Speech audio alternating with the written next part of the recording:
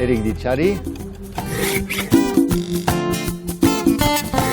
Hau da, Dusanpen inguma deitzen dena.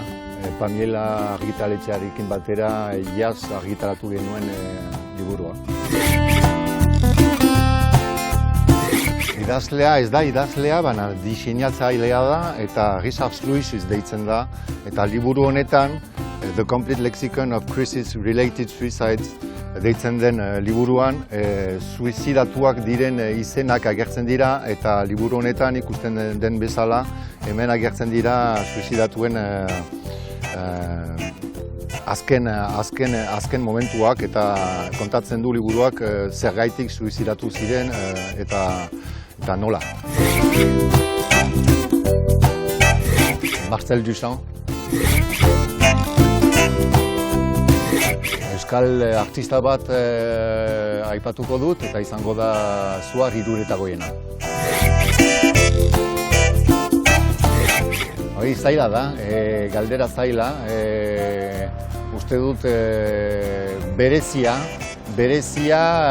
euskaltasunarekin lotua baita eta batez ere euskarari esker pasatzen den edo zabaltzen den umorea baita.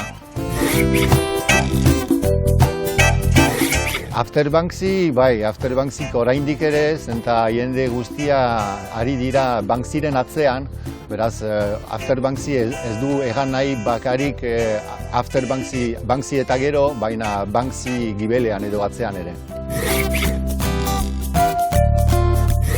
Nagitasuna. Hemen igeri egiten.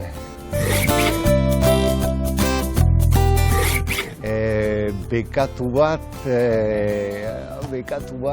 agian nagitasuna.